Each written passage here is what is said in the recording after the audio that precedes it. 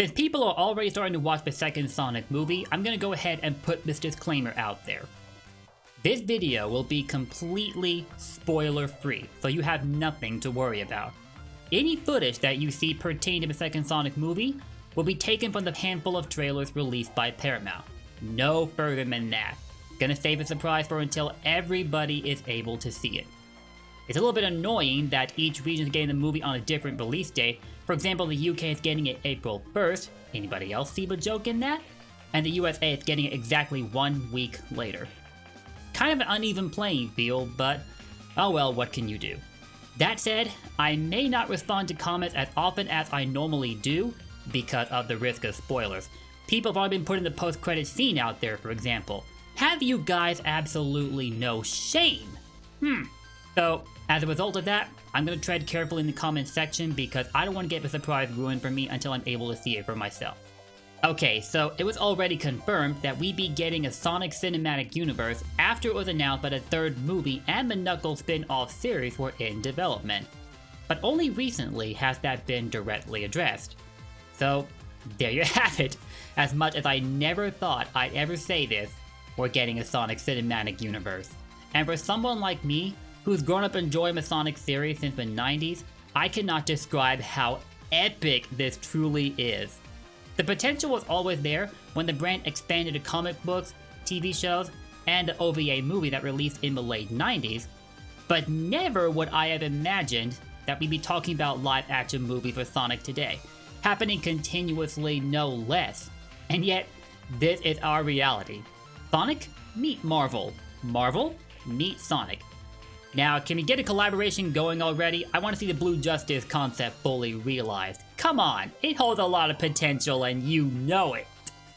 If you're wondering where Marvel came from, it's simply because whenever people talk about a cinematic universe, Marvel tends to wind up at the forefront of a discussion, and for good reason. They have a wildly successful cinematic universe spanning their library of franchises.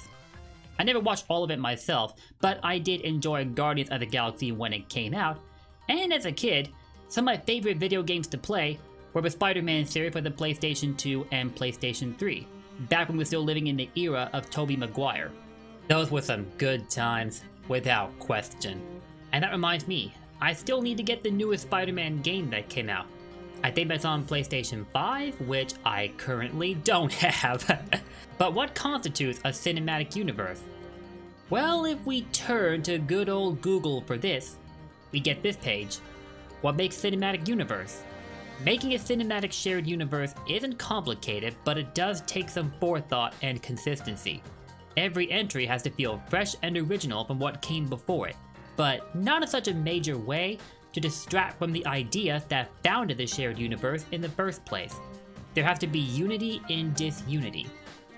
I think another way you can word this is that a cinematic universe consists of a series of movies that obviously take place in the same world and maintain a sense of familiarity between each of them while delving entirely into creative storylines. I'd say the first two films qualify in that respect. The first movie is about setting Sonic up to live in our world, and in the second movie, it's all about bringing Sonic's world and our world together. Closer together anyway.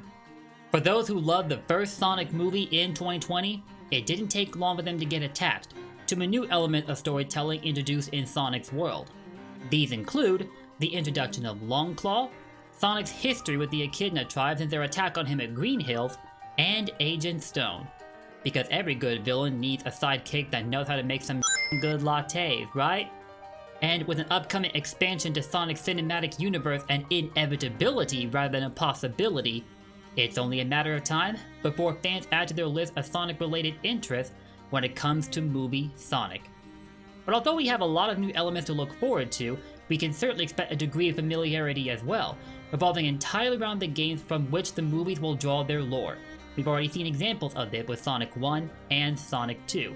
And, according to director Jeff Fowler, this tradition will continue, but not in the way that fans may have been expecting since the first movie.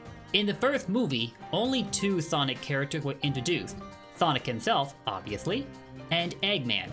You could also count Longclaw and the Echidnas if you wanted, but their involvement was minimal at best, so I don't know if I would. Essentially, The first movie was meant to serve as an origin story, laying out the foundation for Sonic and Eggman's historic rivalry, and also getting him accustomed to our world. Then the post-credits scene, we saw Tails, which led us to suspect that a sequel was on the way. And in February 2021, Paramount let the cat out of the bag, announcing that Sonic 2 was in development. Because Tails made his debut in the video game release of Sonic 2 back in 1992, it didn't take long for fans to adopt the belief that the movies would follow the same pattern that the games do in terms of introducing characters to Sonic's cinematic universe. But then, the sudden introduction of Knuckles and the Master Emerald came out of left field, and everybody found themselves questioning that belief. But it didn't take long to explain it away by bringing up the fact that Knuckles could be played in Sonic 2 by simply attaching the Sonic 2 cartridge to the Sonic & Knuckles lock-on cartridge. Back then, Knuckles wasn't originally intended to be featured in Sonic 2. You could tell this much by the way he struggles to fight the Death Egg robot at the end of the game. But Sega was nice enough to turn a what-if scenario into a reality. And then came on-set screenshots of Sonic 2 in production over British Columbia, and later on Hawaii, and that's when people started catching all the references to games outside of Sonic 2, such as Knuckles the Echidna, and then the gun troop in Sonic Adventure 2, and even a cafe styled after Mean Bean Machine. It was clear at that point on that Sonic 2 wouldn't just be a callback to the game release of Sonic 2, but much more than that.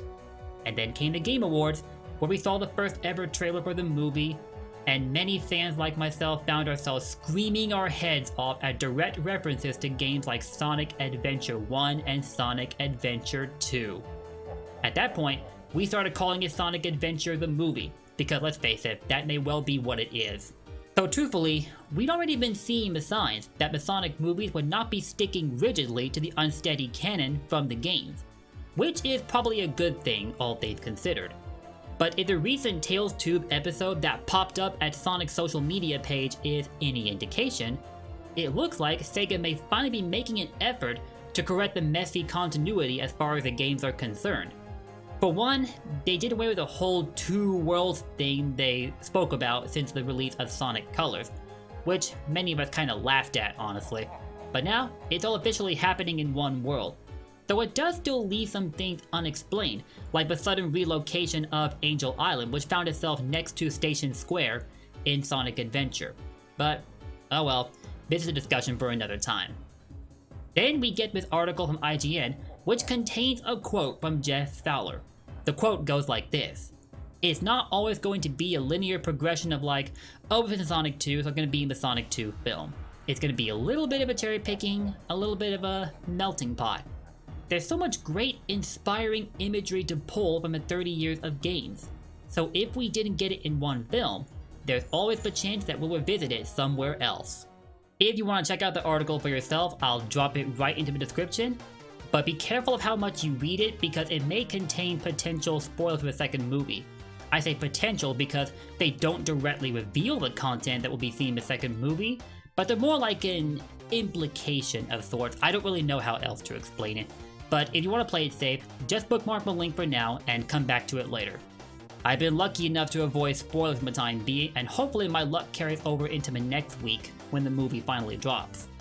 So now that it's been established that the Sonic movies will be going their own route in terms of continuity, it's anybody's guess as to what other games they could pull from for Sonic 3. There's Sonic 3D Blast, which is next immediately after Sonic 3 in the game's timeline, although I don't know what exactly you would pull from that. Maybe the Flickies inhabiting Flicky Island, but if so, how? Then there are Sonic Adventure games. Seeing as they've included the Gun Troop of Adventure 2, why not go the extra mile and enact a full-on storyline revolving around Space Colony Arc and Shadow the Hedgehog? Come on Paramount, I think you know by now that we want to see that. And then there's Sonic CD, from which they could pull Metal Sonic, undoubtedly the most popular villain in the history of Sonic villains. Why? Because he's Metal Sonic. Who would ever get tired of the idea of a hero having a villainous counterpart to measure himself against? Well, there's also Shadow, but he's not evil, just misguided. Now that I'm thinking about it, out of all the trailers we've seen so far from the second Sonic movie, I don't think we ever once saw Eggman messing around with Sonic's quill, which he kept after their first scrap. Undoubtedly, he's using it to power his machinery, but simply hasn't arrived at the conclusion that he can create an evil counterpart to Sonic. At least, not yet. I mean, he's a gene with 300 IQ. He'll get around to it eventually. So from here on out, it's a game of Russian roulette as to what else they could pull from when constructing the Sonic movie timeline. Imagine for one, an IRL Chao Garden. Holy crap, live action Chao? Yo, but Chao Garden has been a heavily requested feature to return to future Sonic game. What if they showed up in the movies? And what could they adapt into a full-on storyline that was never explored in the games? Like, for example, the mystery of the Burger Man statue in Station Square. Okay, I'm just being trolly at this point.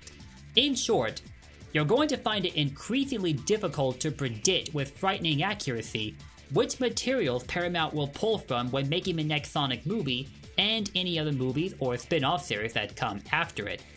Personally, I think that's a good thing, as it adds an element of unpredictability to what promises to be an amazingly expansive cinematic universe that's inbound for the Sonic series. My only hope is that it will follow storylines far more consistently than the games ever did, but I think that's what's gonna happen. I mean, if you look at how the second Sonic movie is turning out, it's clear that Paramount's got Sonic fans in their lineup. The signs are all there, man. And perhaps the most interesting aspect to all of this is seeing how the old blends in with the new. By which I mean to say, for example, how the Wachowski family reacts to the sights of Tails and Knuckles, and the effects of Dr. Robotnik's campaign to take over the world. By the way, I may have said this before, but I am absolutely loving Jim Carrey as Eggman. I'm getting closer and closer to accepting him as one of the best depictions of Eggman that we're ever going to see, period. And note that I said one of the best, not the best. Which version of Eggman that you consider to be the best hands down is for you to debate. Well, it's getting to be about that time for me to go and get my tickets for the movie, so for now, I leave you guys with this. We are getting a cinematic universe for Sonic that promises to be unpredictable and yet enormously faithful to the legacy of Sonic as we know it. But in what ways? And how? Well, that's obviously for us to speculate as fans now, isn't it? So, this is where I ask you guys, what do you expect to see from the second Sonic movie, the third Sonic movie, and the Knuckles spin-off series coming next year, along with whatever else Paramount might be cooking up in their lab? Let me know in the comments down below. And that should about do it for this video. As always, thank you so much for watching. If you enjoyed this video, I hope you'll leave a like and consider subscribing and ringing that bell to stay up to date on all of my Sonic content. I hope you enjoy the movie when you get to see it. And with that, I'll see you next time. Take care, and don't forget, blue blurs for life! See y'all later.